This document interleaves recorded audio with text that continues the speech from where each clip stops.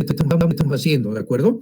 Bueno, para empezar, coleguitas, ¿tienen imagen, tienen voz? ¿Todo bien? Todo bien, ingeniero. Muchas gracias, muchas gracias. Entonces, quiero hacer, para adelantarnos, para que vean que estamos usando fuerzas y modelos, vamos a usar modelos muy sencillos. A ver, recapitulo un poquito más, y soy bien insidioso en esto, ¿verdad? Porque tenemos que tener clara, ustedes que van a dirigir este país dentro de poco, por lo menos en todo lo que es la parte técnica, y espero que también tengan influencias políticas para hacer buenas políticas en beneficio de la sociedad boliviana, y no de unos cuantos, sino de todos. Cuidemos bien la vejez, cuidemos bien la niñez, tengamos salud para todos, educación para todos, ¿no? Pero y ustedes son los constructores, van a ser ustedes los que construyen. Veamos que tenemos incertidumbre, hemos dicho, ¿no es verdad? Unas zonas estocásticas. Vamos a manejar eso estocásticamente con esta estadística y qué sé yo. Otro gran grupo de incertidumbre son las epistemológicas, de conocimiento. Y ahí es donde nos insertamos desarrollamos nosotros modelitos, etcétera, etcétera, ¿no es verdad? Y tenemos que saber elegir bien los modelos que representen razonablemente los fenómenos que queremos estudiar de la naturaleza. Mientras más sencillo es un modelito y que responde razonablemente a la naturaleza,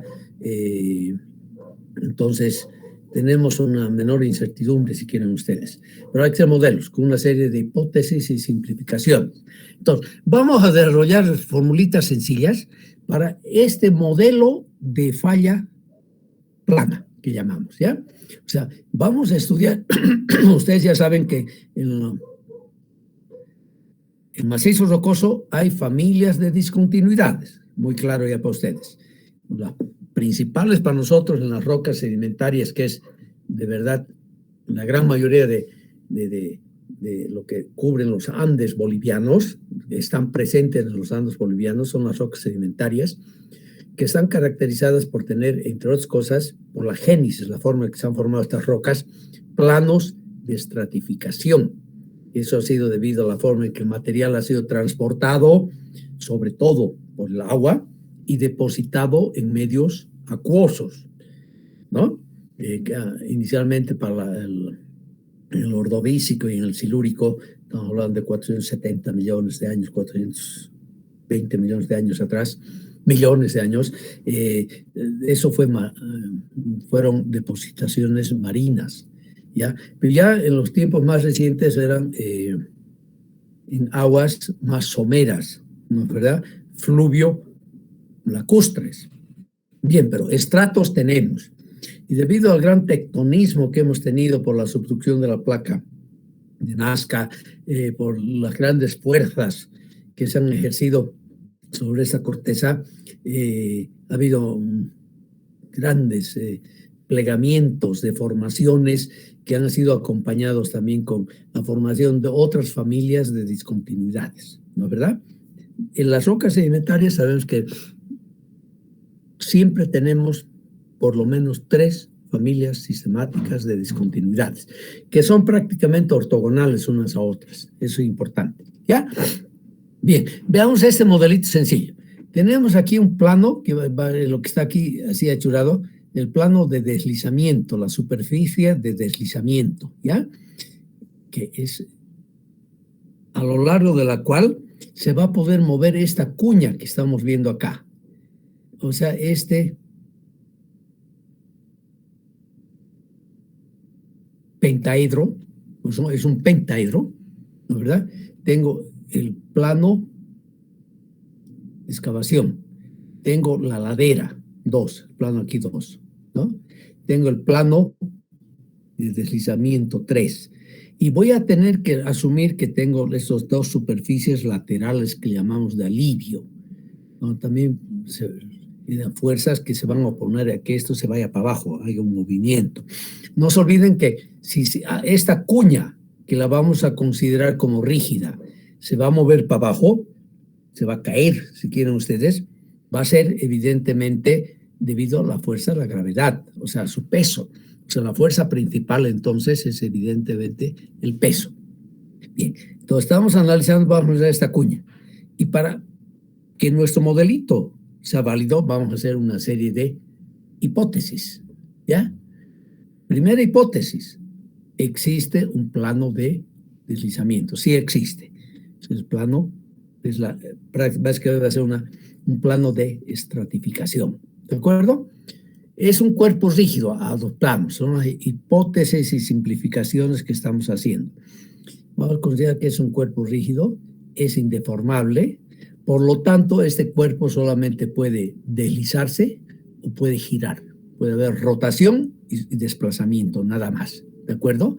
Bien, no vamos a considerar estas fuerzas laterales de alivio. Las despreciamos. De hecho, estamos haciendo una hipótesis que está en el lado de la seguridad, ¿no es verdad?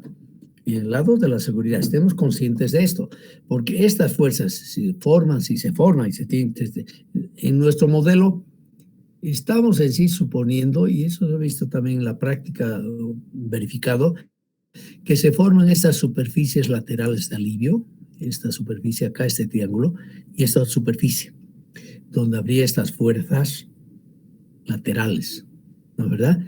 Que van a ayudarme a que esto no se mueva. Estamos considerando que es igual a cero. Sí se forman, porque tiene que formarse la cuña, pero esa fuerza no la tomamos en cuenta. ¿De acuerdo? No consideramos momentos. Entonces, los esfuerzos normales asociados a los momentos en el plano de deslizamiento los despreciamos, ¿ya? Vamos a usar el criterio válido para discontinuidades en rocas, el criterio de Barton, linearizado. Nosotros lo vamos a linearizar y ya no vamos a usar Barton, que es una función no lineal, y vamos a usar la función lineal de Moore-Coulomb, ¿de acuerdo? Significa que vamos a usar entonces la cohesión y el ángulo de fricción, ¿ya? Finalmente, vamos a suponer que la resistencia al corte, ¿ya?, es uniforme sobre toda esta nuestra superficie, cual tampoco no es verdad. Es una simplificación. Por eso yo, más que hipótesis, estoy hablando de simplificaciones acá. Y finalmente, vamos a considerar aquí que este ancho es igual a 1 metro, ¿ya? Bien, con todas esas premisas, armamos un modelo, ¿ya?, que se ha demostrado en la práctica que funciona. O sea, desde hace muchos años, eso se ha hecho ya el siglo XIX, ya ha funcionado. Entonces vamos a considerar este modelito, ¿de acuerdo? Estamos construyendo entonces un modelo. Eso podemos hacer de forma mucho más compleja, y lo hacemos de hecho porque tenemos ahora herramientas mucho más potentes para resolver este tipo de problemas. ¿Ya ven? ¿De acuerdo? Bien. Yo voy a hacer entonces aquí un corte vertical, ¿de acuerdo? Pero el problema está planteado en esta forma. Pregunta, ¿están de acuerdo todos ustedes con esas simplificaciones y han entendido lo que estamos queriendo hacer, hacia dónde vamos? Pues si no hago esa simplificación, no voy a poder construir mi modelito. ¿Está todo claro, señoritas jóvenes?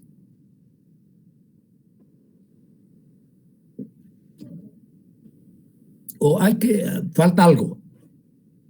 Dígame. Manifiéstense, por favor. Sí, ingeniero. Claro, sí, ya. Está bien.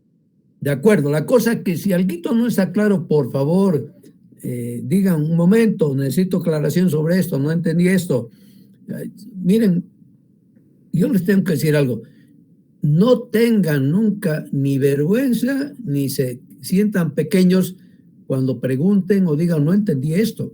Eso no significa que son tontines o tonta mentira. Significa simplemente que algo está mal en la explicación y ustedes tienen que hacer notar a tiempo, pero por favor, ¿ya? Yo quiero que ustedes tengan la idea cabal. Bueno, entonces, bajo toda esa simplificación va a ser un modelito. Y por eso voy a recurrir a un corte vertical acá, ¿no es verdad? Un corte vertical,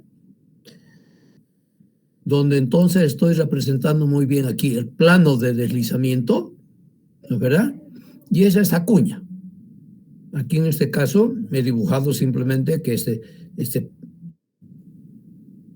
la ladera, el terreno natural, aquí en este caso casualmente lo he hecho horizontal, no necesariamente, pues tiene un cierto ángulo. Estamos en zona montañosa como tal, ¿no es verdad?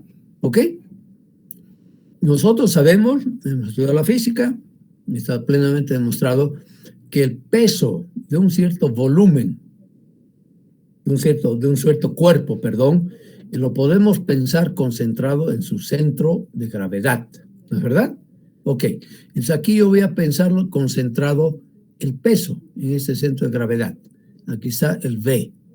Y estoy usando aquí la nomenclatura que se usa en la literatura inglesa y después la traducimos al castellano y muchas veces se usa también esa nomenclatura. O sea, estamos usando el W como peso. ¿De acuerdo? W como peso. Bien, todo está aquí. Y lo que estamos haciendo nosotros, vamos a llevar este peso al centro de gravedad de este plano de deslizamiento. ¿De acuerdo?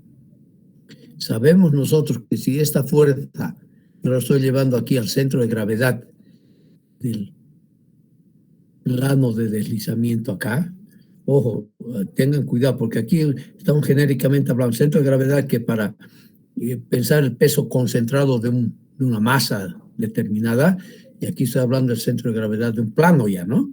Que es lo que hemos aprendido a manejar también en la física. O sea, ya estamos entrando a la abstracción y a todo ese manejo que hacemos para poder entender la naturaleza. Si yo hago esto, entonces, traslado la fuerza V aquí al centro de gravedad de mi plano de deslizamiento y estoy moviendo, además, traigo la fuerza aquí y tengo que introducir necesariamente un momento para que las condiciones energéticas sean las mismas, el efecto sea el mismo en el plano AC. Y tengo que introducir este pequeño momento MVE. Aquí tengo una excentricidad, ¿de acuerdo? Y he trasladado mi fuerza aquí, tengo la excentricidad. Evidentemente, este momento es el que estoy despreciando, porque el cuerpo es totalmente rígido y no lo estoy tomando en cuenta. Mire, es una simplificación, ¿no es verdad? Bien, una vez he trasladado mi peso al centro de gravedad del plano de deslizamiento AC, voy a descomponer mi peso y voy a tener una componente normal a la superficie de deslizamiento que va a ser WN y una componente tangencial al deslizamiento, al plano de deslizamiento que va a ser WT, que es lo que he escrito acá. ¿Ya? Es mi modelito entonces. Resulta entonces que cuando solamente estoy considerando como fuerza en todo, aplicada al cuerpo que estamos analizando, es su peso, entonces tengo esas dos fuerzas. El momento que debería tener en cuenta aquí también, este momento, no lo estoy tomando en cuenta, no lo voy a tomar en cuenta, pero todavía no voy a despreciarlo. Cuando yo hago todo ese trabajo y he trasladado la fuerza, tengo las fuerzas acá, voy a tener acá en el plano ABC, según la simplificación, la hipótesis que he hecho, una distribución uniforme de los esfuerzos normales, que es este diagrama, ¿sí? Que tiene como valor es el sigma N1, lo he llamado, o sea, esfuerzo normal 1 debido a esa fuerza normal. La fuerza es en sigma, WN, y la superficie es A, porque tengo aquí esta longitud. Y hemos dicho que vamos a uniforme, se supone la extensión del corte, se considera un bloque con un ancho igual a 1 metro, ¿ya? Es mi hipótesis. Entonces, A, superficie es igual a A por 1 es A, ¿ya? Tenemos esto. El momentito me va a generar evidentemente tracciones en esa parte externa y compresiones en esa parte interna, en el punto A. El momento es ¿no es verdad?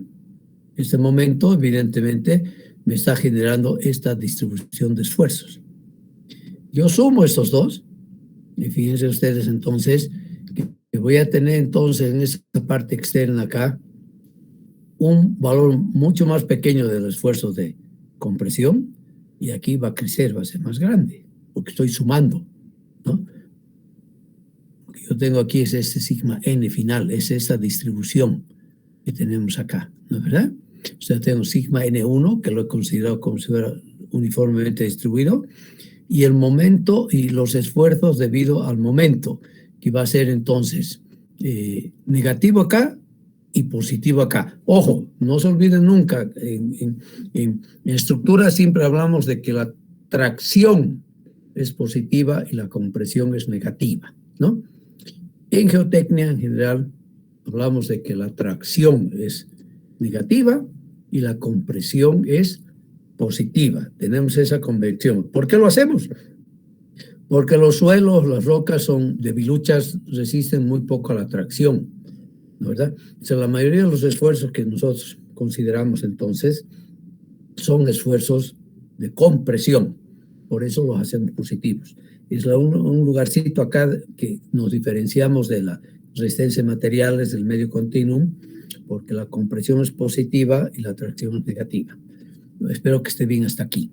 Y lo que estamos haciendo, aquí está la hipótesis esa, como decimos que es rígido el cuerpo y qué sé yo, consideramos entonces que el sigma n es aproximadamente igual al sigma n1, que es el esfuerzo de compresión debido a la fuerza esa, aquí que es de compresión también, ¿no? El componente normal del peso del bloque, ¿ya? Bien, hagamos primero un análisis de la falla plana, modelo determinístico. De hecho, falla plana, la llamamos falla plana cuando tenemos que el bloque se va a mover, puede moverse solamente a lo largo de una superficie bien clara y definida, que ese es el caso, ¿no es verdad? Esa es la superficie sobre la cual el bloque va a poder moverse debido a su peso propio.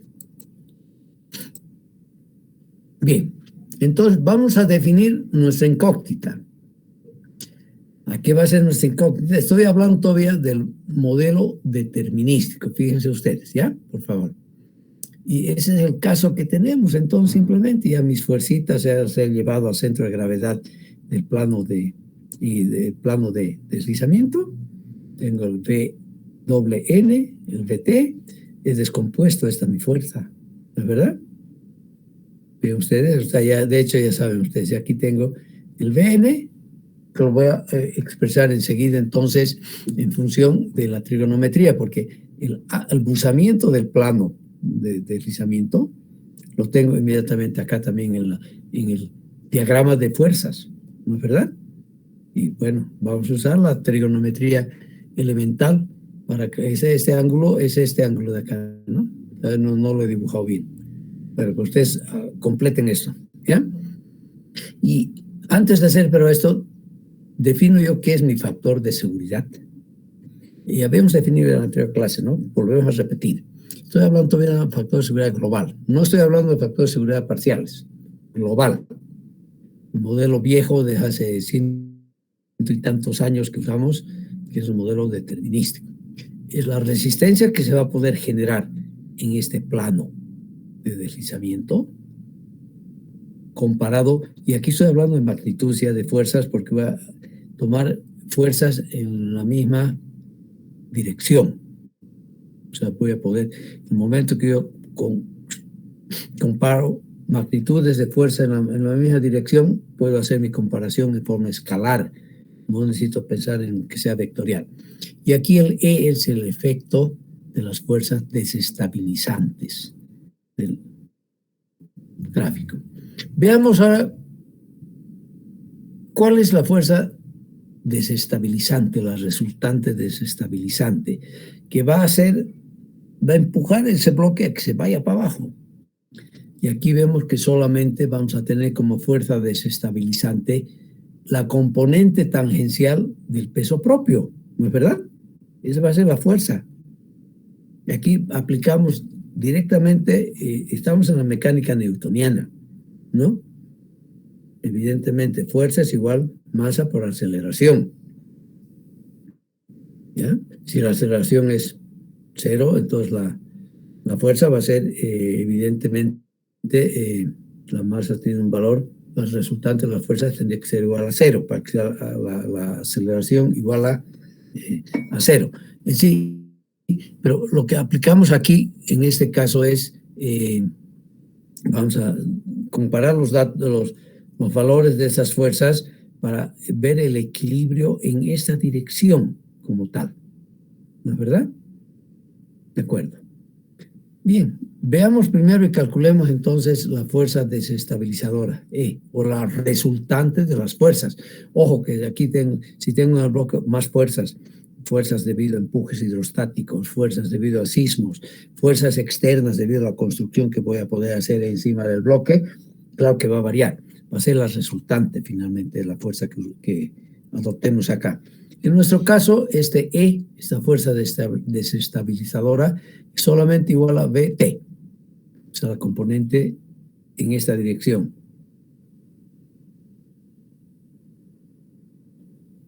Que es igual, de la trigonometría elemental saco aquí que es igual al peso, a este peso, por el seno psi p, ¿no es verdad? Después voy a ver cuál es la fuerza de resistencia máxima que voy a poder generar en este plano, que es esta, en este caso es esta fuerza R, ¿ya? Y esta fuerza R no es nada más que la resistencia máxima en la discontinuidad multiplicado por la superficie. ¿De acuerdo? Bien, hemos linearizado ya Barton, ¿ya?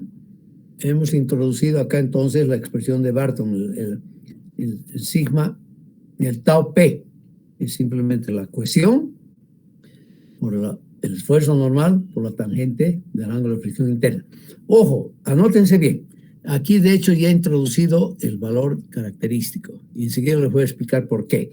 Pero he introducido no cualquier valor, no he introducido el valor promedio, he introducido el valor característico como lo hemos definido ya en la anterior clase, para que vean que quiero demostrarles que el análisis determinístico para nosotros, cuando usamos los valores característicos, es lo mismo que usar el método semiprobabilístico. Por eso, ¿ya? ¿Ok? Entonces, pues, y son los efectivos, ¿no? Bien, desarrollo esta formulita. Me va a ser muy sencillito, porque aquí no he escrito, lamentable, qué barbaridad, no he escrito lo que es Vn, pero del triangulito aquí van a ver ustedes que el Vn no es nada más entonces que el V por el coseno de psi p, ¿no? Que es lo que no he hecho acá. Aquí me he saltado, no me he saltado todavía, no lo he hecho bien. Entonces, aplico yo estas multiplicaciones y resulta que tengo, multiplicando, entonces, ¿no? Sigma K, CK por A, CK por A por 1, todavía es una superficie, no he hecho desaparecer todavía el 1, más introduzco acá lo que es sigma n, eso es lo que no he escrito aquí bien. Sigma n, pero hemos escrito anteriormente acá, sigma n no es nada más que Wn dividido entre A, ¿no es verdad? Y eso ya hemos introducido acá. Introduzco aquí sigma n, por sigma n es Wn dividido entre A. Bueno, estoy multiplicando por A, bueno, aquí desaparece el A. Aquí debe desaparecer también ya este 1, ¿no es verdad? Por 1 no tiene sentido. A ver si puedo, no sé si esto lo tengo ahorita editable. Ah, sí, lo tengo editable. ¿Listo? Incluso hasta esos signos de paréntesis voy a hacer desaparecer acá. Ahí está mucho mejor acá. Y aquí también. ¿Ya? Voy a hacer desaparecer, no, eso no puedo. Voy a hacer desaparecer este 1, y voy a hacer desaparecer esto, y también voy a hacer desaparecer acá, vaya acá. No, ya no voy a hacer desaparecer. Si quiero borrar, voy a borrar el A más. Lo dejaremos así. ¿Ya? Espero que no crea confusión al haber hecho eso.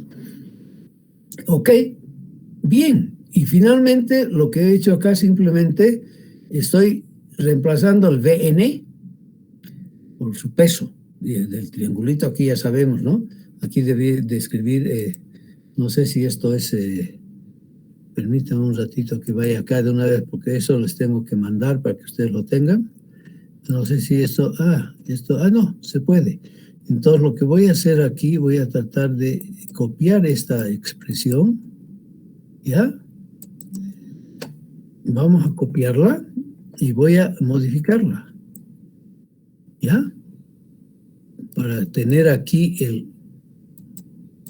el VN, así más claro, no podemos hacer, ¿no?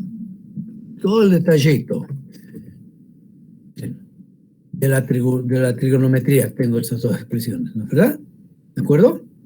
Bien, y eso es lo que vamos a introducir entonces acá. El VN es V por coseno de psi P. Y tengo esta expresión para el R. O sea que he encontrado entonces, tengo ya para llenar en mi función objetivo la definición de la incógnita, que es el factor de seguridad. Esto también se llama función objetivo, si quieren ustedes. Necesitaba buscar el R y el E. O sea, expresarlo en datos del problema. Hemos logrado. Tengo el RC y eso relleno acá. Tengo aquí entonces, y aquí también voy a tener que cambiar, ya que he cambiado los anteriores, vamos a tener que cambiar esto. Por suerte que esto sí está editable acá, que es mucho más fácil para mí. No, eso ya lo dejaré ahí, ¿ya? No lo cambiaré. Bien, hemos introducido entonces acá en nuestro modelito sencillo para encontrar el factor de seguridad de esa cuña con un deslizamiento con un plano plano, que es una estratificación, y estoy comparando la fuerza de resistencia resultante y la fuerza desestabilizadora resultante, que es el R y el E que hemos calculado. ¿De acuerdo? Reemplazo los valores, las funcioncitas que hemos encontrado anteriormente. Tenemos entonces bien clarito esta expresión, ¿no? Estoy trayendo el R de acá, doy el valor característico, por eso enseguida seguimos hablando.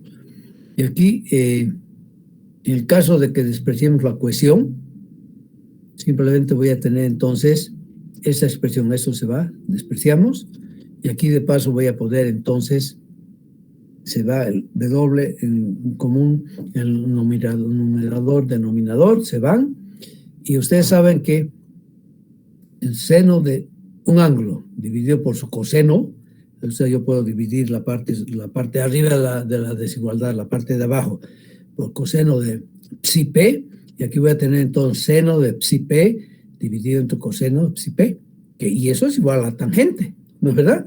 ¿De acuerdo? Entonces, resulta que el factor de seguridad en este caso sería simplemente la relación entre la tangente del ángulo de fricción interna característico y la tangente del ángulo de buzamiento del plano de excavación como tal. ¿Ya? Bien, todo esto que he hecho acá me permite determinar esa condición dinámica comparando ángulos. Sabemos nosotros que cuando el factor de seguridad es mayor a 1, estamos en una condición de estabilidad. Es estable. ¿Cuánto estable? Mientras más grande sea el factor de seguridad, más estable será esa cuña y no se me va a mover nunca. ¿Ya? O sea, de aquí yo voy a sacar entonces, despreciando la cohesión, una desigualdad, que es la desigualdad de la condición, si quieren ustedes, que la llamamos dinámica. Y es lo que tengo acá. ¿Ya? ¿Cuándo voy a tener una falla grande? Aquí decimos, voy a tener una falla grande y voy a tener entonces que este factor de seguridad va a ser menor a 1, inestable,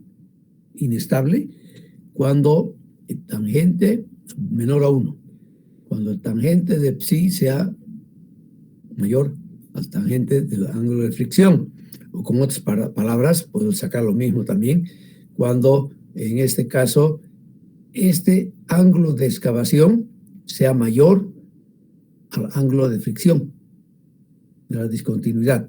Ahí tengo una condición dinámica de inestabilidad.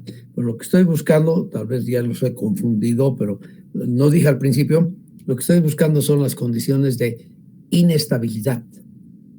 O sea, decir cuándo va a ser estable, cuándo va a ser inestable, si quieren, ¿no? De inestabilidad. En este caso, viendo las fuercitas, cuando se cumple esta desigualdad en ángulos, ¿y de dónde sacado esta desigualdad en ángulos? Simplemente de esta relación, ¿no? De las tangentes. Cuando el ángulo de excavación es mayor o igual quiere decir crítico, situación crítica, o es mayor que el ángulo de fricción, hemos linearizado Barton, es mayor o igual a θ, tengo posibilidad de que esto se me venga abajo.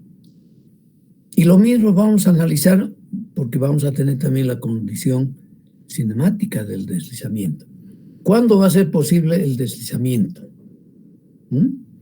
Va a ser posible el deslizamiento cuando el ángulo de excavación, psi-f, que está bien definido acá, es mayor o igual al ángulo de cruzamiento del plano de deslizamiento. ¿Por qué? Porque se forma entonces la cuña. Cuando este psi-f es menor a psi-p, no se va a formar una cuña nunca, ¿no es verdad? Va a ser muy difícil que se forme una cuña. O sea, estamos viendo las condiciones para que se forme la cuña, para que haya deslizamiento. Y vemos que tenemos una condición cinemática y tenemos una condición dinámica como tal. Y cuando se cumplan estas desigualdades, sí vamos a poder decir que vamos a tener una falla plana como tal. ¿Ya? Bien, estas dos desigualdades las podemos nosotros graficar en una proyección estereográfica. ¿Ya? Estamos haciendo tener todos los datos ¿por qué? Vaya, qué raro, ¿por qué no me sale esa lámina? Qué raro, no sé por qué, algún problema tengo que esta lámina no sale cuando hago pantalla completa. No, ahora sí. No sé, no entiendo. Bueno, les decía que tenemos desigualdades. A ver, y eso sí tienen que memorizar. Cuando el ángulo de excavación es mayor o igual al ángulo del plano de deslizamiento, condición cinemática. Y cuando el plano de deslizamiento es igual o mayor al ángulo de fricción interna de la discontinuidad, sí vamos a tener una falla, porque el factor de seguridad global es menor a 1, o es igual o menor a 1. El 1, el crítico, el 1 ya lo consideramos como falla, ¿no es verdad? ¿De acuerdo? Y eso vamos a graficar acá. Vamos a hacer, y eso hace también directamente en el programa, por suerte, tenemos el programita DIPS, que tienen que descargarlo ya y tienen que tenerlo listo. Vamos a hacer un par de ejercicios con él. Aquí vamos a suponer, al hacer esta plantilla de control, ¿ya? De la posibilidad de formar, en este caso de falla plana, de los módulos de falla, ¿ya? Vamos a suponer que este es el gran círculo de la excavación, ¿ya?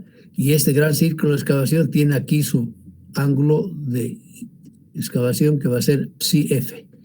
Desde este punto hasta este otro punto, ¿ya? Bien, y eso también lo puedo hacer aquí directamente, porque si yo sumo de aquí hasta ese punto 90 grados, voy a tener aquí, estoy marcando aquí directamente ese ángulo, ¿no? Pues no se olviden que 90 grados, bueno, sería 90 menos este tamaño, este pedazo, esos ángulos, porque, ojo, aquí estamos trabajando en ángulos como si fueran distancias. Me da directamente aquí el PSI-F. Aquí, tic. Y lo que hago aquí, el programa lo hace en forma mucho más depurada, pero aquí directamente agarramos nuestro compás y marcamos este círculo, habiendo medido PSI-F desde el centro hasta el lugar correspondiente, ¿no? Hasta el ángulo PSI-F. ¿De acuerdo? Pongo aquí.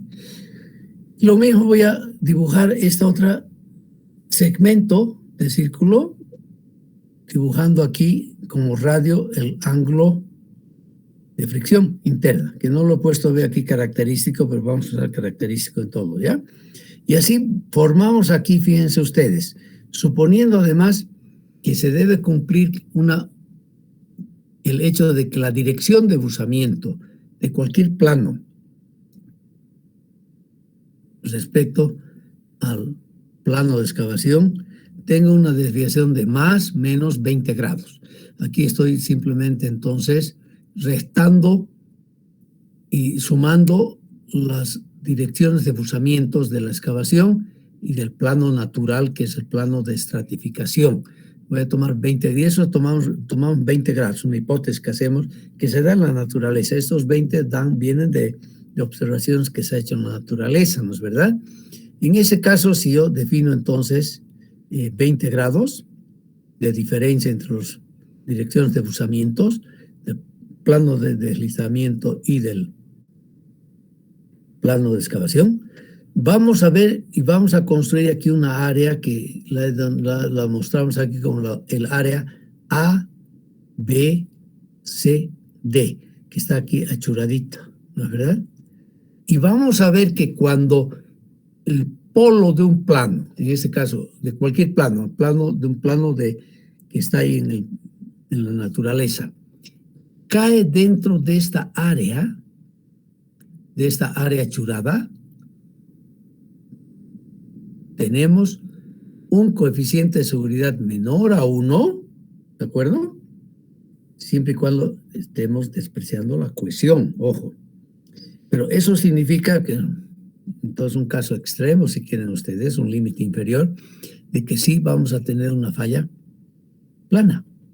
O sea, con otras palabras, con nosotros construimos esto rápidamente, con el programa enseguida sale, además. Y ahorita vamos a ver. Mantenemos que el polo de un plano de estratificación cae dentro de esta área crítica, ¿eh? Entonces sí tenemos posibilidad de tener una falla plana. Y en ese caso hay que investigar más, ¿no es verdad? Tenemos que tomar en cuenta la cuestión y hacer estudios más detallados al respecto. Espero que esté claro. La construcción de eso también está muy fácil. En la práctica misma ya no hacemos esto a mano porque usamos el programita. El programita nos ayuda a hacer lo que estamos explicando ahorita aquí en esta parte manualmente.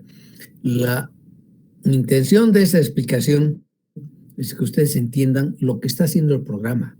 Enseguida vamos a ver lo que nos bota el programa, y va a ser esto en forma mucho más bonita y depurada como tal, ¿no es verdad? Por lo que nosotros hacemos, hemos supuesto de que hacemos una transparencia para ver si va a haber falla plana o no. Y lo único que hacemos después es colocar la transparencia donde hemos dibujado lo que está mostrado en este dibujo, ¿ya? Lo colocamos en su dirección de buzamiento correcta, y el plano de excavación. El plano de excavación no toda la vida tiene 270 grados de dirección de buzamiento, tiene cualquiera, de acuerdo a la topografía del terreno o la dirección de la excavación que yo quiera hacer, ¿no? Y eso sobrepongo a la plantilla que tenemos, a la graficación, a la proyección estereográfica que tenemos de las discontinuidades reales que hemos medido en el campo y las hemos procesado para ver si el polo del plano promedio de las discontinuidades que tenemos cae o no dentro de esta superficie de falla. Veamos, aquí tenemos datos, hemos sacado datos de un proyecto y hemos dibujado los datos del proyecto. Y fíjense ustedes lo que hace el proyecto, y el proyecto me bota directamente esos datos. Eso viene de un camino que estaba siendo ampliado entre Ravelo y Uncía, o sea, Sucre, Ravelo, Uncía, estaban haciendo todas las mediciones necesarias porque aquí tenía que ampliarse el camino, ¿ya?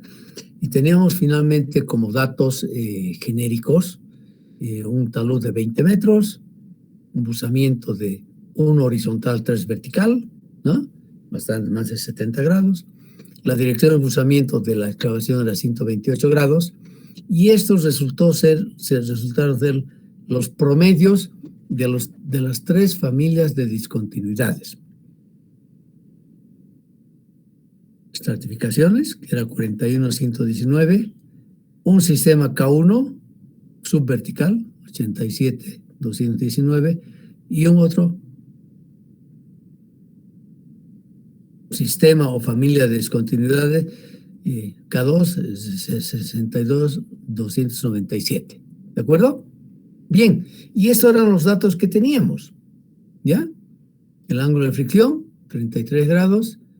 El talud, evidentemente, ya estaba aquí, un buzamiento, ¿no? Que era de 3 vertical, 1 horizontal, 71-57, y los límites laterales de 20. Y resulta que introducir estos valores, que son el resultado de todo un análisis de las mediciones que hemos hecho. Y aquí veíamos, evidentemente, que teníamos los 3 sistemas de discontinuidades. Aquí está la estratificación, está el K1 acá, y este corresponde al K2, ¿ya? Y veíamos evidentemente que cae el polo de este plano de estratificación, caía en la zona de peligro. Por lo tanto, hay que investigar más, porque podemos tener una falla plana en este caso. Y de hecho, se tuvo ya aquí una falla plana. En este caso real, como tal. Bien. Vamos un poquito más allá y después vamos a entrar al programa, que quiero que ustedes lo tengan para que lo usen, pues, como tal. Vamos a usar estos datos después, ¿ya? Veamos ahora cómo vamos a determinar criterios aquí en la proyección estereográfica, en este análisis de Markland. Eso no he escrito en ninguna parte el nombre, porque así se conoce lo que estamos tratando acá como el criterio de Markland, que es el criterio estereográfico para, porque aquí eso debería escribir en alguna parte, ¿no? Para que esté claro, yo hablo falla plana, simplificaciones, pero aquí ya no me entra ¿dónde voy a escribir esto de falla plana? No, eso se va. Y aquí criterio o análisis de Markland. Después vamos a buscar, voy a ver dónde escribir eso, ¿ya? Va a quitar un mejor y más claro para ustedes. Markland. Bueno, falla plana. Normalmente en la falla plana tenemos 2. ¿Alguien quiere hablar? Inge, levante la mano, Inge. Hable, por favor. Primero se identifican, por favor. Sí, Nelson Calani Cruz. Señor Calani, adelante.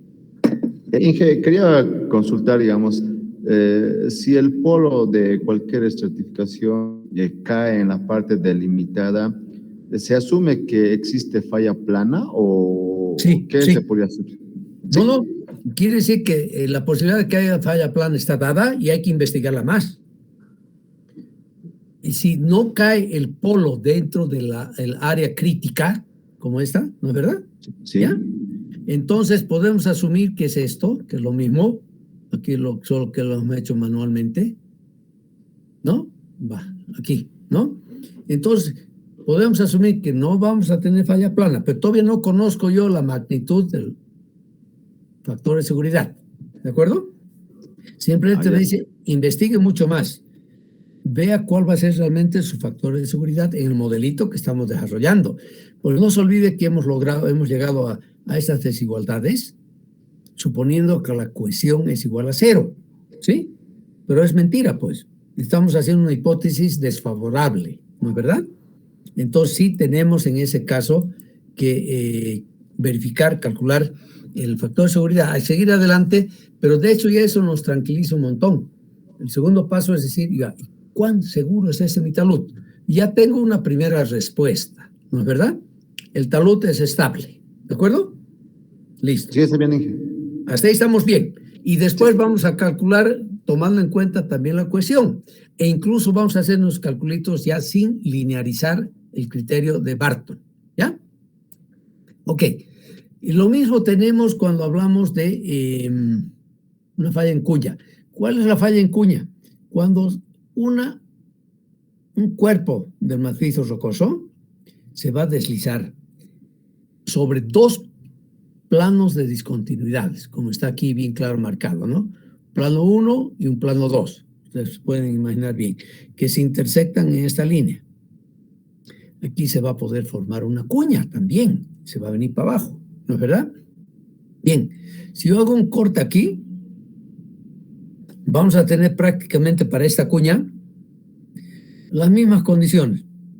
Aquí tengo el ángulo de fricción interna, aquí tengo el ángulo de buzamiento o de inclinación de la intersección esta vez, ¿de acuerdo? La intersección. Y aquí tengo el ángulo de excavación, CFI, ¿ya? Bien, esta desigualdad entonces la estamos haciendo en la dirección de la línea de intersección, que es la dirección, que es el plano vertical lo estamos tomando aquí, de la intersección de los dos planos. O sea, son dos planos que se van a mover.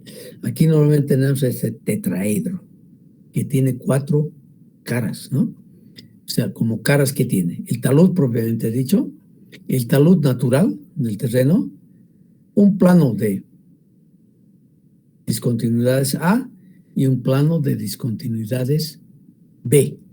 Y tengo que satisfacer también esta condición. Aquí ni siquiera he puesto igual porque el igual es el crítico, ¿no? Si se cumple esta desigualdad, tendremos entonces una falla en cuña. ¿Y cómo controlamos entonces esta desigualdad de paño en cuña? Hemos hablado hace rato que y voy a tener que irme bien arriba para que eso esté claro, y esa figurita tal vez la vamos a bajar aquí otra vez. Vale la pena a veces repetir figuritas, ¿no es verdad? Aquí voy a tener entonces, estoy hablando entonces el ángulo tiene que haber esa figurita por acá, hemos hecho, ya, aquí, permítanme, esta lámina la voy a repetir allá abajo porque nos va a ayudar a comprender esto mejor, pues la voy a poner tal vez aquí. Sí, aquí la pondremos. La vamos a repetir simplemente por claridad, ¿ya? Porque aquí habíamos hablado de cómo determinamos la inclinación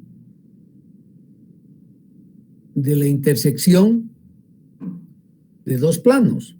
Son un plano aquí, un plano A, es un plano B, son sus grandes círculos. Y resulta que la inclinación de la intersección de esos dos planos, que es lo que nos interesa conocer cuando estamos viendo si va a haber falla en cuña o no, cuando hay dos planos sobre los cuales se puede deslizar el bloque, ¿no es verdad? Lo vamos a encontrar directamente, gráficamente lo hemos hecho acá, considerando la intersección de los dos grandes círculos de los planos. Y para eso lo que hemos hecho aquí es giramos nuestra transparencia donde está dibujada los dos grandes círculos de los dos planos hasta que ese punto coincida con la horizontal, con la línea 90-270, y ahí yo voy a decir el ángulo de buzamiento de la intersección es de tanto. Aquí en este caso, bueno, nos salió 20,5, ¿no es verdad?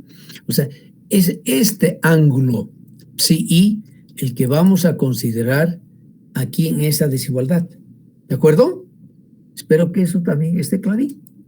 No sé si puedo borrar creo que no voy a poder. No, está bien, así nomás. ¿Ya? Ya no voy a aumentar más cosas. Así, ¿verdad? Vamos a usar siempre después el característico, hemos dicho. Y desde el principio se van a acostumbrar ustedes a usar también el característico, en este caso, en este tipo de discontinuidades. ¿Ya? Vamos a usar entonces el característico.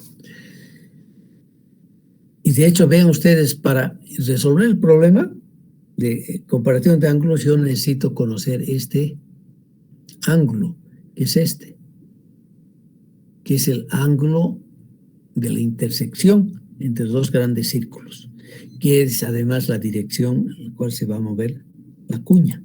La cuña se va a desplazar a lo largo de la intersección de los dos planos, apoyado evidentemente sobre los dos planos, ¿no?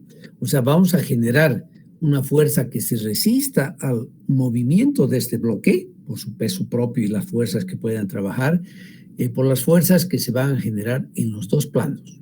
¿De acuerdo? Eso vamos a ver entonces después, vamos a conversar sobre esos dos después. Ya, pero necesito este ángulo. Entonces, encontramos nosotros este ángulo. Con otras palabras, fíjense ustedes, la intersección está aquí. Y podemos nosotros entonces decir que cuando este ángulo, esta inclinación de la intersección es menor al ángulo de excavación y es mayor al ángulo de fricción, vamos a tener una falla en cuña. ¿Ya? Aquí estoy cumpliendo la condición cinemática, o dinámica, perdón, y aquí la condición cinemática. ¿Y cómo construimos entonces? ¿Qué hacemos para mostrar estas desigualdades? Yo tengo aquí nuevamente, voy a suponer nuevamente que mi excavación es 270 grados de dirección de usamiento. Dibujo aquí mi gran círculo. Y de hecho aquí estoy dibujando también el psi F, ¿no es verdad? He tomado aquí como ejemplo siempre el 70.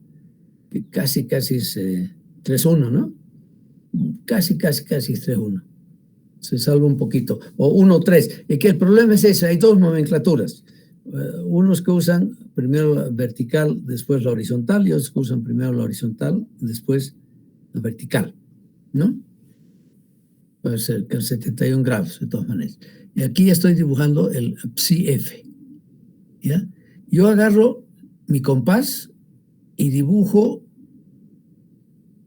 primero marco aquí el ángulo de fricción interna, y con mi compás agarro y dibujo este segmento de círculo, ¿de acuerdo? Yo voy a tener como criterio, aquí estoy definiendo esta superficie que está achurada. Y de hecho vamos a ver que cuando la intersección de dos planos cae dentro de esta media luna, llamémoslo media luna de inestabilidad, ¿ya? Se van a cumplir estas dos inigualdades. Quiere decir entonces que cuando la intersección de los planos que me están formando la cuña, ¿de acuerdo?, cae en la proyección estereográfica dentro de esta media luna, vamos a tener una falla, la posibilidad de tener una falla de cuña. Y si es así, no sé todavía su factor de seguridad, decíamos como en el anterior caso, pero sí, les digo, sí, hay posibilidades de tener una falla cuña, estúdiesela mejor, ¿no? Véase entonces el factor de seguridad, y si el factor de seguridad no satisface las condiciones que hemos adoptado para el diseño, que lo hemos hecho al inicio de nuestro análisis, entonces definitivamente tenemos que tomar medidas de sostenimiento, ¿no? Anclajes vamos a meter y tomar en cuenta un esfuerzo de anclaje. Tenemos que calcular los anclajes, el sostenimiento, para que no ocurra eso y no se caiga la cuña, ¿ya? Esta es lo que llamamos la media luna de inestabilidad en el caso de cuñas. Aquí les muestro lo que resulta con el programita DIPS, ¿ya? Tenemos el mismo caso, ¿ya? Tenemos esto, bueno, no, otro caso es este, bueno, eso corresponde a proyectos real también, ¿ya? Aquí yo tengo mi plano de excavación y tengo aquí mis tres sistemas de discontinuidad que se nos han aparecido. Y aquí el talud que queremos hacer es un talud más suave, 2-1, ¿no, verdad? con esa dirección de desplazamiento y con un ángulo de fricción interna de 30. Vamos a dibujar nosotros, evidentemente, aquí el ángulo, el gran círculo de la excavación, ¿ya? Lo que llamamos aquí corte, gran círculo de la excavación. Vamos a dibujar aquí los 30 grados del ángulo de fricción. Agarramos el centro con unos compás y dibujamos este segmento de círculo. Y aquí, evidentemente, tengo mi media luna de inestabilidad, que aquí está pintada se la ha dividido en dos, no sé por qué. Ese es programa, no sé, creo que ya no hace el programa actual esto. Tengo aquí esta zona media celestita, suave, achurada, y esta zona amarillita. Bien. Cualquier intersección de estas discontinuidades que caiga dentro de esta media luna me indica que tendré una falla en cuña. Y ese es el caso, porque si se fijan ustedes, cabalito, estoy entrando aquí con el plano que este sería mi plano K1, lo tengo aquí, es lo que está pintado en azul, ¿ya? Y tengo aquí el plano S1, que está pintado en rojo, ¿de acuerdo? Que me va a decir que sí hay falla en cuña. Y en este caso, además, fíjense, dentro de el área de inestabilidad de falla plana, está cayendo también el polo del plano S y el polo del plano K. O sea, quiere decir que en este caso específico tengo el peligro de que se me forme falla en cuña, porque la intersección de dos planos caen dentro de la media luna de inestabilidad, y también sus polos caen, hay polos que caen dentro del área de inestabilidad de la falla plana. Por lo tanto, también tengo peligro que se me forme falla plana. O sea, esta condición es bien desfavorable en la práctica, ¿no? Porque puedo tener falla plana y falla en cuña. O sea que si se puede evitar construir o excavar algo en ese macizo rocoso, mejor lo hacemos. Pero si no se puede y estamos obligados a hacerlo, bueno, entonces sí tenemos que analizar mucho mejor, sacar sus coeficientes de seguridad y sin duda alguna en este caso ver qué medidas de sostenimiento tenemos que aplicar para que esto sea estable, ¿no? Y cumpla su función, la función para la cual está siendo construida esa obra que nos exige que hagamos este tipo de excavaciones. Y es la falla en cuña. Tercer tipo de fallas. Vamos a ver un poquito la falla de volteo por flexión. Tenemos, la primera condición acá es tener planos subverticales. Entonces, si no tenemos planos subverticales, difícilmente se nos va a dar una falla de volteo por flexión. Y eso ocurre poco a poco en función del tiempo, ¿de acuerdo? Y eso sí se nos presenta con más frecuencia en Bolivia, porque tenemos aquí las lutitas, las pizarras en subvertical, y al final va cayendo esto y se forma lo que llamamos el sillerío, ¿no? No sé de dónde viene esa palabra que lo usamos mucho en Bolivia, como sillerío. En este caso, el análisis que vamos a hacer es simplemente de una viga, si quieren ustedes, que está en voladizo. Hemos cortado, aquí hemos excavado, está idealizado el plano de excavación, ¿no es verdad? Y claro, el peso, consideremos acá este cantilever, ¿ya? Esta viga en voladizo, ¿no? Es una viga en voladizo. Y vamos a considerar esta sección interna. Claro, en esta sección interna va a ser fácil para nosotros poner, si yo tengo aquí su peso, ¿ya? Claro, esto me va a generar aquí un momento, y ese momento me generará esfuerzos de tracción en las fibras superiores de la viga esta que estamos analizando y esfuerzos de compresión en la parte inferior, ¿de acuerdo? Aquí voy a tener entonces un esfuerzo. Y aquí normalmente lo que se hace, digamos, es nos olvidamos de que este esfuerzo de tracción acá se va a reducir en cierta medida porque este peso acá tiene un cierto componente normal que me va a generar aquí esfuerzos también de compresión, que van a hacer que se reduzca este esfuerzo de tracción. Pero consideramos, no hacemos caso omiso de esa reducción del esfuerzo de tracción que vamos a tener acá. Sabemos que la roca intacta, eso es la roca intacta en sí, tiene una resistencia baja a la tracción, ¿no? Es muy buena para la compresión como el hormigón, pero muy baja para los esfuerzos para la resistencia a la tracción como tal. Pero veamos qué ocurre entonces aquí. Lo que nos interesa a nosotros es este juego de esfuerzos, expresarlos en comparación de ángulos, la comparación de esfuerzos para saber si va a fallar o no va a fallar como tal. Para eso vamos a construir entonces esos diagramas de fuerzas, ¿ya? Y supongamos que aquí yo tengo un esfuerzo normal, de una manera, sobre este plano, ¿ya? Ese sigma n. Ese sigma n sobre este plano, ¿ya? Que va a ser parte de la parte superior que la viga en voladizo superior va a ejercer sobre este plano, acá, con este sigma n normal. Bien, si yo tengo el ángulo de fricción, fácilmente puedo, despreciando la cohesión, puedo escribir gráficamente el esfuerzo aquí, tau p, de corte, ¿no es verdad? Bien, si nosotros tenemos este caso entonces, ¿ya? Donde es el plano, es el buzamiento de los planos naturales, subverticales, ¿ya? Y defino este gamma como el ángulo entre la normal a este plano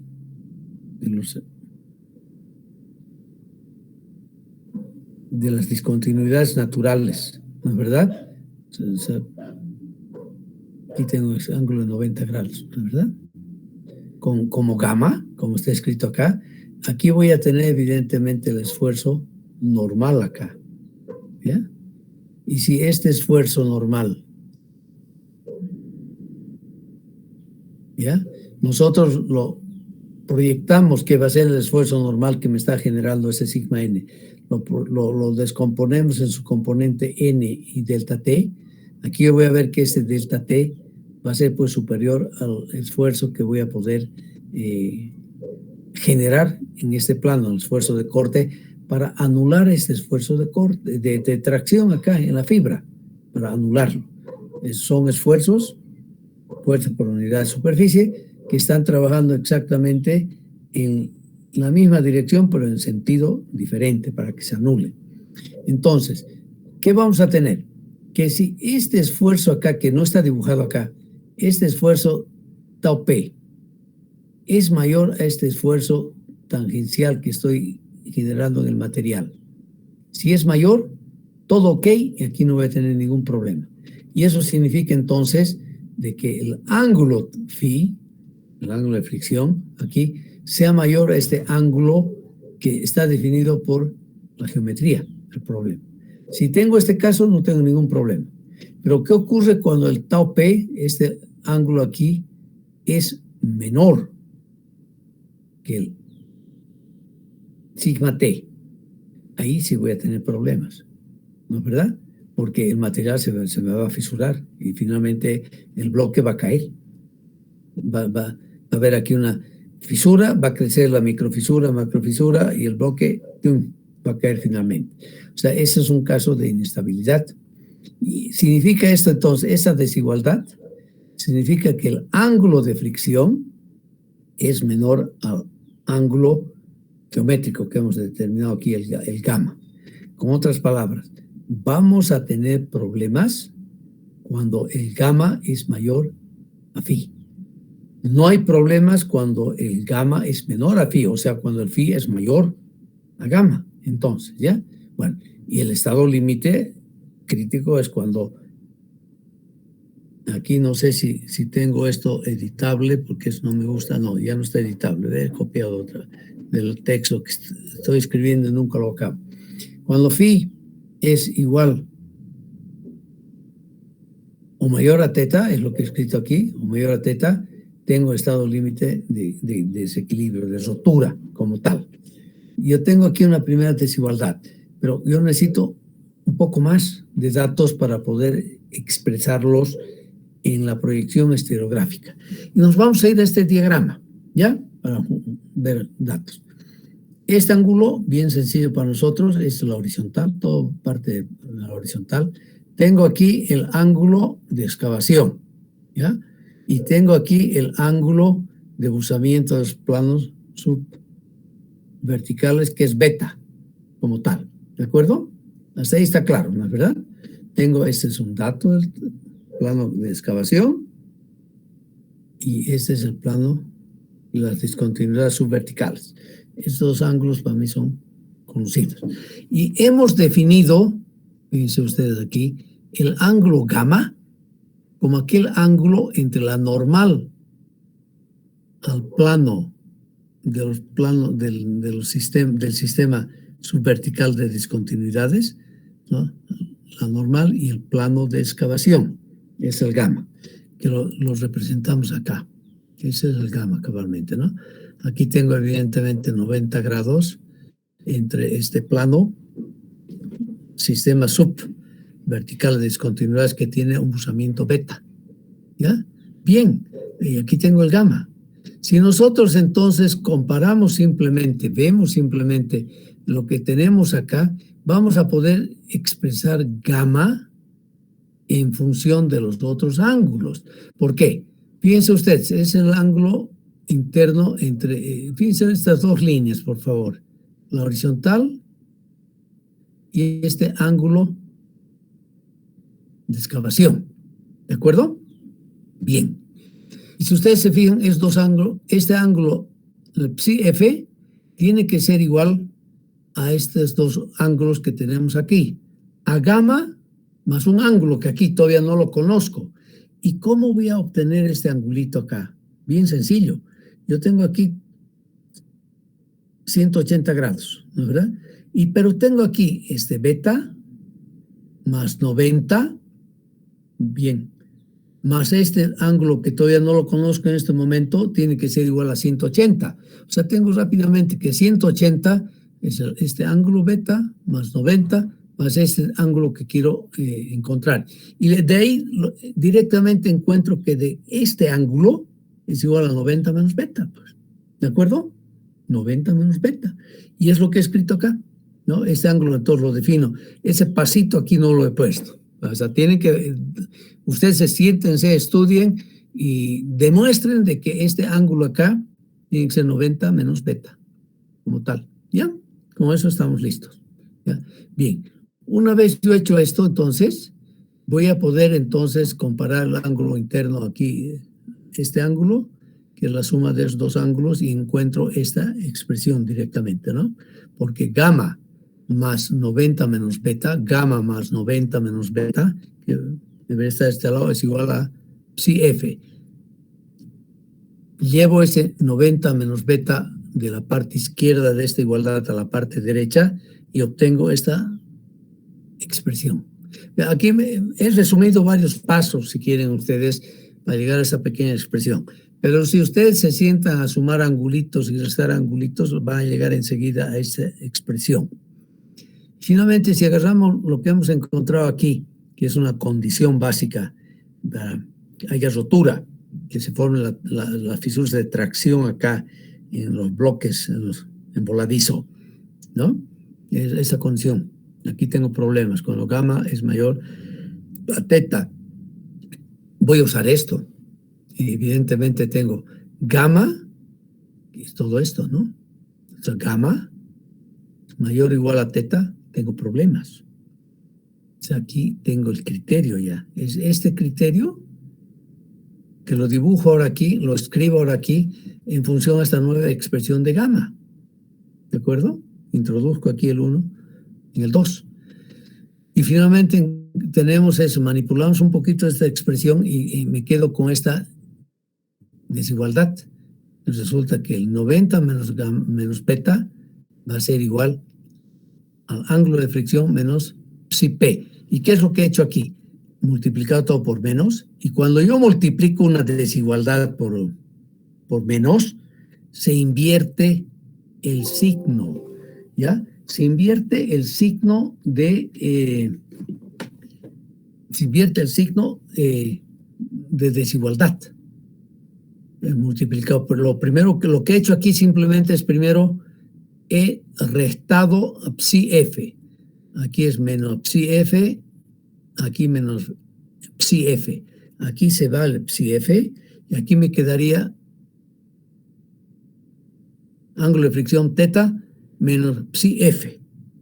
Si yo multiplico toda esta expresión por menos 1, tengo que invertir el signo de desigualdad. O sea, menos más menos es más, ¿no es verdad? Entonces voy a tener más menos beta, va a ser entonces menos o igual a psi f, que era inicialmente menos, se hace más, se multiplicó por menos 1, menos el ángulo de fricción. Y obtengo esta desigualdad. Esta desigualdad sí yo puedo dibujarla sin ningún problema en la proyección estereográfica, ¿no es verdad? La vamos a dibujar sin ninguna dificultad. Lo único que nos falta es determinar un poco cuál es la diferencia máxima que se da entre la dirección de buzamientos, ¿ya? Entre, en este caso, las direcciones de buzamientos entre nuestros planos respectivos. Yo puedo escribir aquí que sea 15 grados o 30 grados, no hay ningún problema. Pero voy a poder escribir estas ecuaciones, estos ángulos. Y lo primero que voy a hacer aquí entonces es, fíjense ustedes, aquí nuevamente supongo que mi ángulo de excavación está a 270 grados de dirección de buzamiento. Aquí tengo directamente entonces mi psi f, ¿no es verdad? Yo voy a agarrar y aquí véanse, psi f menos teta. Simplemente voy a tener aquí el psi f. De aquí voy a restar el phi teta y voy a poder tener esta línea de límite de frontera. ¿De acuerdo? Y bueno, y tengo ya definido entonces, aquí voy a definir, y he dibujado aquí para una diferencia de direcciones de buzamiento de 15 grados, tengo esta superficie. Y quiere decir que cualquier ángulo, ¿ya?, que nosotros podamos tener 90 menos beta, que va a ser bien sencillo, ¿no es verdad? Aquí lo tengo bien definido, 90 menos beta. Pero no se olviden que el beta es el buzamiento del plano subvertical, este plano, ¿ya? Donde voy a tener aquí beta, de aquí a este punto a su polo tengo 90 grados y aquí me queda entonces 90 menos beta. Significa entonces que cuando el polo, el plano vertical, cae sobre esta superficie ABCD, parecido al criterio de la falla plana, voy a tener una falla de volteo por flexión. Entonces tengo que estudiarla más. Cuando el polo cae dentro de la área esta crítica, construida como lo hemos construido acá, que es una construcción bien sencilla, vamos a tener entonces falla por flexión. Y vamos a tener, y eso es lo que tenemos acá, el falla por flexión, es lo que nos arroja el programa. Fíjense ustedes, entonces rápidamente teniendo los datos ya en el programita DIPS, nosotros podemos, ya nos evitamos en la práctica hacer toda esta construcción manual y la tenemos acá y tenemos el criterio aquí bien claro y definido como tal. O sea, tenemos que hacer un pequeño ejercicio para poder saber si vamos a tener una falla de volteo por flexión. Y finalmente tenemos el último tipo de fallas que se nos va a presentar cuando hacemos excavaciones en macizos rocosos, que es simplemente la falla por volteo genérica, ¿de acuerdo? Y aquí tengo nuevamente el chablón, o sea, la plantilla, tengo el plano de excavación que estoy proponiendo, que vamos a analizar, que tiene este subusamiento psi f, ¿no es verdad? Lo único que tenemos que hacer aquí es agarrar nuestro compás y dibujar este segmento de circunferencia, ¿de acuerdo? Por una parte. Y vamos a igual que en el caso de la falla plana, vamos a asumir que se da esta falla cuando hay una diferencia de dirección de buzamientos de más o menos 20 grados. Voy a dibujar estas dos líneas acá. Y aquí voy a definir directamente dos áreas. Una área A, que es este pedazo de triangular, y una área B, que es todo este semicírculo.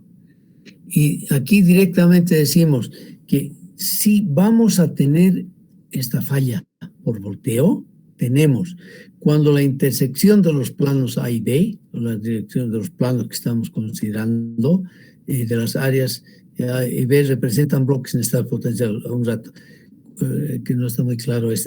Creo que lo que he escrito acá no está tan bien. Bien, cuando la intersección de dos planos, entonces, subverticales, caen sobre toda esta área, y además hay otra condición. Se tiene un polo, un plano subhorizontal que caiga en el área A, entonces vamos a tener una falla por volteo. Aquí ya no estoy deduciendo ninguna formulita. Simplemente entonces tenemos dos condiciones. Cuando la intersección de los planos cae sobre esta área, intersección de los grandes círculos. Y además tenemos un tercer plano, otro plano que cae, que tiene su polo en esta área A, vamos a tener entonces esta falla por volteo. ¿Ya? Esto no aparece, este caso específico ya no está en el programita DIPS, porque son dos condiciones que no han podido programar seguramente. Habría que hacer alguna vez la prueba de programar y poder resolver el problema en ese sentido. Y finalmente tenemos lo que podemos llamar una falla circular y a veces no tan circular, ¿no? Pero como en la mecánica del suelo, cuando el macizo rocoso está muy alterado y muy fracturado, podemos nosotros suponer de que el material es nuevamente, el medio nuevamente homogéneo e isótropo, o sea que no hay diferencias de los valores en función de las direcciones. Y aquí sí podemos aplicar todo lo que hemos aprendido en la mecánica del suelo, de los análisis de estabilidad que hemos hecho por rebanadas, ¿no es verdad? Donde sí vamos a tener cuidado, no he hablado anteriormente de eso, pero ahora tenemos que hablar de que sí podemos tener fallas, fisuras de tracción, que las vamos a tener en la naturaleza. Esto se da. Si ustedes caminan taludes ya viejos, por ejemplo, los taludes antes de llegar a Capinota, el camino a Oruro, La Paz, y caminen la cresta de las excavaciones que se han hecho allá, van a ver cómo en el transcurso del tiempo se han formado fisuras de tracción, que claro, tenemos que tomarlas en cuenta en nuestros diseños, ¿no? Pues nosotros diseñamos, si quieren ustedes a corto plazo, ¿no? Diseñamos, se construye, la obra todavía no se ha ido acomodando y se va deformando en función del tiempo, pero también tenemos que garantizar la estabilidad a largo plazo, después de muchos años. Y el caso es que tenemos y se forma la naturaleza, forma fisuras de tracción después de años. Y tenemos que tomarlos en cuenta en nuestros análisis también, en nuestros calculitos, ¿no? Aquí estamos, de hecho, en este ejemplo estamos tomando en cuenta esta fisura de tracción, que hay que ver hasta qué profundidad va a llegar. Hay una fisura de tracción crítica en el macizo rocoso que la vamos a ver después. En este caso, entonces, la falla circular, macizo rocoso muy fracturado, alterado, o sea, homogéneo, entonces ya no hay una tendencia única de planos de discontinuidad, de debilidad. Podemos asumir este modelo como cálculo, el modelo de las rebanadas con todas sus fuerzas, y calculamos el factor de seguridad aplicando todo lo que hemos hecho ya en la mecánica del suelo, ¿no? O sea, repasen esta parte de la mecánica del suelo, por favor, ¿ya? Van a tener que repasar la mecánica del suelo. Bien, yo les voy a pedir un favor. Vamos a seguir nosotros con clases, ni se preocupen, pero yo un par de horas más debo ausentarme del país. Les voy a pedir indulgencia, les voy a deber esas 40 minutos de clases La próxima clase el sábado va a ser totalmente normal. Por suerte tenemos todavía el telecomando, o sea que no es que no hay clases, vamos a tener clases la próxima semana y nos vamos a quedar acá. Yo voy a hacer lo siguiente, a pesar de que tengo que corregir siempre esas cosas y ver, les voy a mandar este file para que ya lo tengan y estudien hasta esta lámina, ¿ya? O sea, hasta aquí, hasta este punto 3 modo se falla, ¿de acuerdo? Estudien, por favor, analicen, vean bien y vamos a hacer nuestra clase la próxima semana, normal, a la hora aquí que tenemos, mañana, a ver un rato, sábado. No, yo les voy a proponer una cosa, coleguitas, como dice el doctor, tan simpáticamente. La próxima semana vamos a tener clases